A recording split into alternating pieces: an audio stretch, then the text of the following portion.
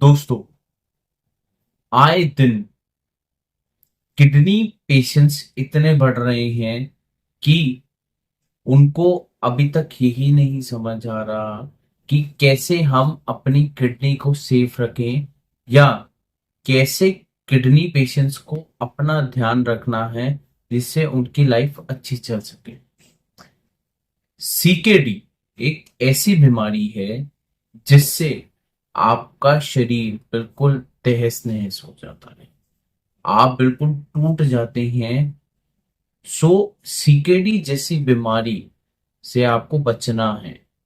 इस बीमारी में क्या क्या सिम्टम्स होते हैं, क्या क्या प्रिकॉशंस लेनी चाहिए, आपको क्या करना चाहिए अगर आपको ऐसी ये बीमारी हो जाए, क्या ट्रीटमेंट होता है और इससे कैसे अपनी जिंदगी अच्छे से चला सकते हैं, आज मैं आपको इस वीडियो में बताऊंगा।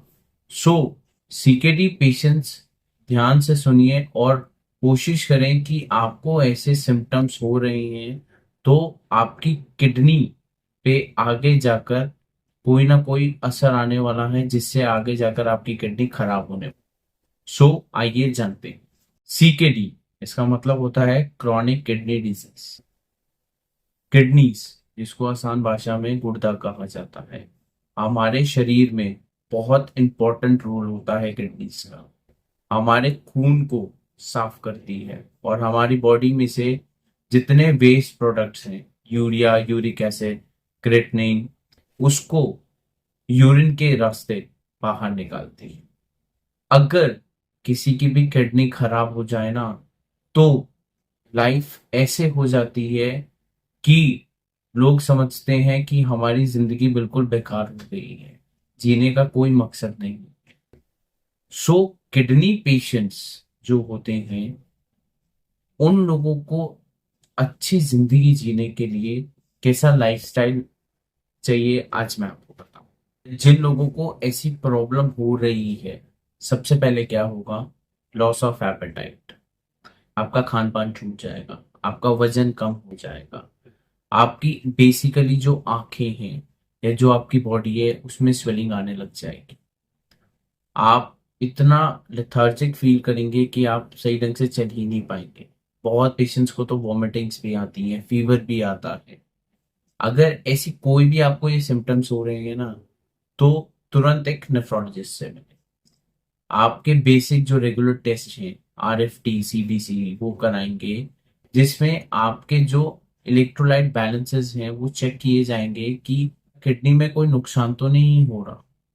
उसके बाद आता है, अगर इन केस आपका जो क्रेटनिन का लेवल है वो ज्यादा हाई हो गया है, तो कैसे अपने लाइफस्टाइल को आपको बिल्कुल ठीक रखना है। जब भी किसी पेशेंट का क्रेटनिन का लेवल हाई होता है, उसका सबसे पहले होता है सोनोग्राफी टेस्ट। वो देखा जाता है कि क्या ये एक्यूट किडनी फेलियर है या नहीं। और जिन लोगों की किडनी बिल्कुल फेल हो जाती है, उन लोगों के लिए लाइफ बिल्कुल एकदम से मुसीबत बन जाती है। ऐसे पेशेंट्स के लिए हमारे पास दो ऑप्शंस आते हैं। पहला ऑप्शन आता है कि आप कोई भी एक एक्सेस लेकर डायलिसिस कराने, नहीं तो दूसरा ऑप्शन आता है किडनी ट्रांसप्लांट। अब सारे तो किडनी ट्रांसप्लांट नहीं करा सकते ना, क्योंकि किडनी मिलना भी कोई आसान बात नहीं है। और हर लोग यही सोचते हैं कि कौन देगा किडनी।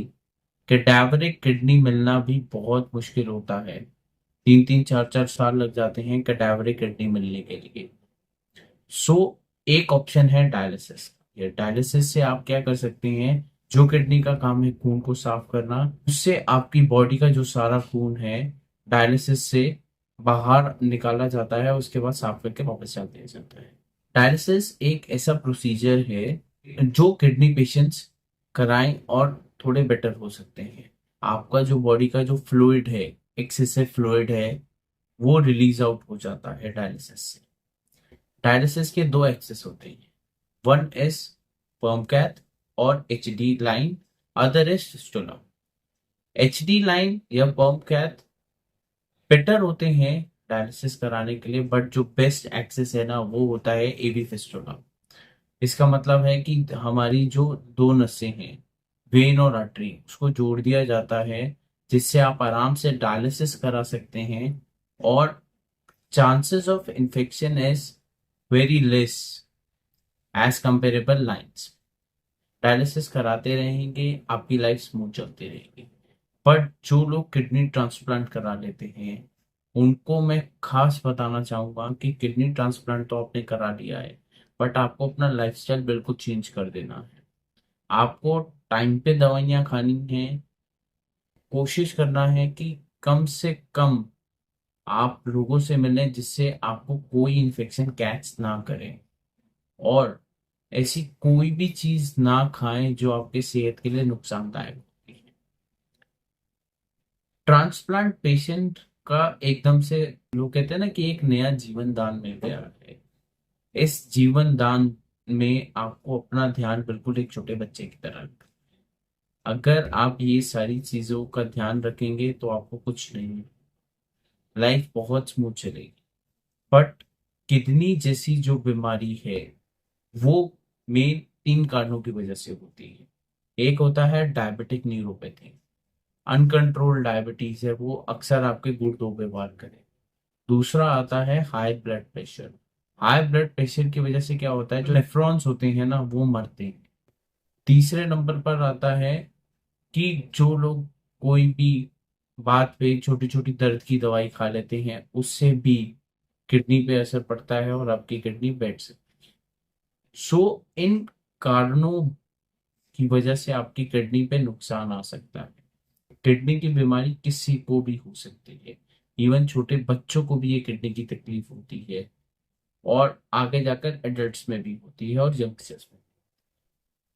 सो अगर ऐसे कोई भी आपको सिम्टम्स आ रहे हैं, आपको देरी नहीं करनी है, तुरंत डॉक्टर से मिलना है जिससे आगे जाकर आपकी किडनीज पे कोई नुकसान ना पहुंचे और आपकी स्मूथ जिंदगी चल सके।